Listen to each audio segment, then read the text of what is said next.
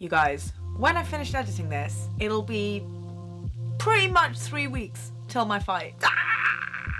Oh, it's feeling real now. Fight camp wise, I'm feeling good. Every fight camp feels completely different. Like I said, first one, spent most of it terrified. Second one, I still got quite nervous, I think, around this point. This one, I can't tell if the nerves just haven't kicked in or if I'm just used to it now. But I'm excited. It's gonna be really good. All I want right now is to fight well. 3 fights in 1 year from like being a complete newbie is not something to be sniffed at, in my opinion. Alright, so I want to talk about something serious today. It is, at least according to the internet, International National something Mental Health Awareness Week. So I thought this week I'd touch a bit on my own experiences with mental health. If you've followed me for a while, you'll know I've written about this before, but basically I started Muay Thai because I was dealing with a lot of depression and anxiety. The short story is, I signed up as I was coming out a particularly rough slump. You know, it was the new year, my life wasn't quite where I wanted it to be. I wanted to change things up. Ever since I saw this reality TV show Fight Girls like 10 years ago, I'd wanted to try Muay Thai, but I was always finding excuses why not to. I wanted to pick some sort of martial arts up because, as you know, I used to do karate and jiu-jitsu when I was younger. And I actually came to karate after sort of a similarly rough period. I was 16 and the day before my GCSEs, my granddad died in a house fire. Honestly, at the time I thought I dealt with it very well. What I didn't realise until about last year was that actually I hadn't dealt with it, I just sort of pushed everything to one side, but I'll get to that in a sec. Not long after that happened, I started karate, and I kind of treated karate as like my own personal form of therapy. You know the story about I stopped karate because life got in the way, yada yada yada. There are so many reasons why last year my depression and anxiety were at a high. In my job, a lot of what I was doing was verifying social media content for a news outlet. Sometimes that meant looking at really violent videos of like the aftermath of terrorist attacks and all sorts of horrible things. There are a few that actually I get flashbacks from still. I've only recently stopped having them regularly. I've been on a treadmill before and had to like stop myself from hyperventilating because this is one of the reasons I don't like running that much, is that my mind tends to wander, and sometimes it wanders where I don't want it to. I've had a moment where I'm like, right, okay, turn the treadmill right down, get your breath back. Luckily I'm quite good with my breathing, so like I don't hyperventilate that often. Because that was such a big part of my job, I was actually dealing with a lot of residual trauma. It's something that they call vicarious trauma. So it's when you are traumatized by something you're not necessarily like a part of. There's a lot of research by much smarter people than me, but it happens a lot in journalism because there are young journalists who are social media savvy, they know how to go about finding these videos, and they're keen to help in the newsroom, but often people in senior positions either don't realize, or like maybe the younger person isn't sort of ready to say to them, hey, like this stuff is actually fucking me up. It happens a lot, and I know a lot of people my age in journalism or who have now left journalism because of it. As I mentioned before, what I didn't realize was I had a lot of residual trauma around the way my grandfather died. Certain news events happened, I found myself more upset than I usually would have been, and I consider myself to be pretty mentally strong, and that's not an incorrect thing for me to think.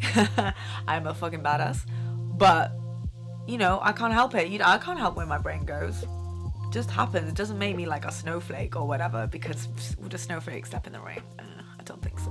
Basically, I was a bit of a mess last summer. Long story short, I was feeling better. I thought, right, okay, how can I make a change which will help my recovery even more? And that's when I found Muay Thai. I am not saying to you right now, if you exercise, you won't be depressed. It's not as easy as that. But for a lot of people, it does really, really help. It gives you something to focus on. It gives you some structure. Structure for me is so key right now as a freelancer. I really need it. And it also gives you goals and like a sense of accomplishment that maybe you're not getting elsewhere in your life. At the end of the day, if you don't feel like getting up out of bed in the morning because you are suffering that much, then you're not going to go for a run, are you? You can't just say to someone, oh, just go for a run, it'll make you feel better. I mean, we know how I feel about running. You've got to get to a point where you are well enough to even be able to get out the door. Because of my experiences, my first fight camp was actually more of a fight against myself. I just had this voice in the back of my head that kept saying, oh, maybe you should just give up. You can't do this. Like, are you fucking kidding yourself? Do you really think you're gonna get in the ring? You're gonna look like an idiot. A big part of my first fight camp was getting over that hurdle.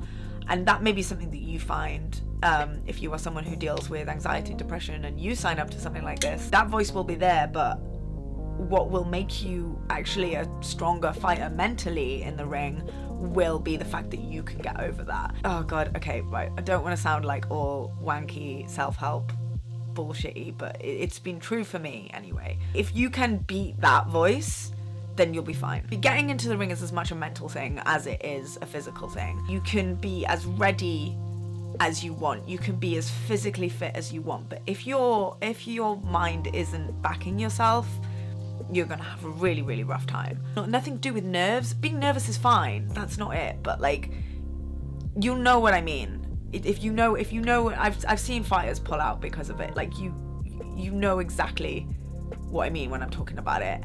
And part of camp is actually raising that confidence and raising that sort of mental willpower. I'm not a mental health professional. I can only talk about my own experiences.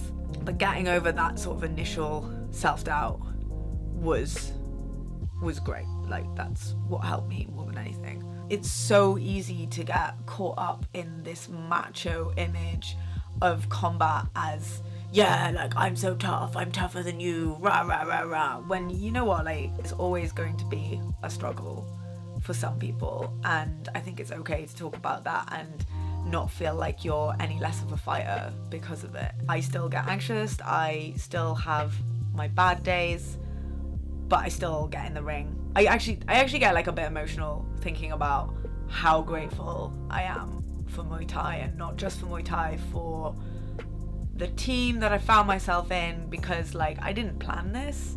Ultimately though, Muay Thai has just brought me so much good that I'm just forever grateful for this sport, and I'm forever grateful for the people that I train with who push me every day to help make that gym a place that I do want to go to even when I'm having a bad day, you know? I guess this is just a very long-winded way of saying, hey, my Instagram is full of me like punching shit and looking like a badass, but you know what? Sometimes I get sad too. If you are in London on November 3rd, I would love it if you come to my fight. It'd be so good. I need all the support I can get. So no one's donating, to be honest. So can you please donate? Why does no one want to give money for the kids? Thanks so much to all of you who have, all three of you, who have donated already. I appreciate you very, very much, given you are my only donations so far. Is there anything about Muay Thai or my training camp that you want me to talk about in a future video? Just give me a shout and I'll do my best to cover it. Gotta go take all this makeup off and go to training now. I only really bother with makeup for these videos these days.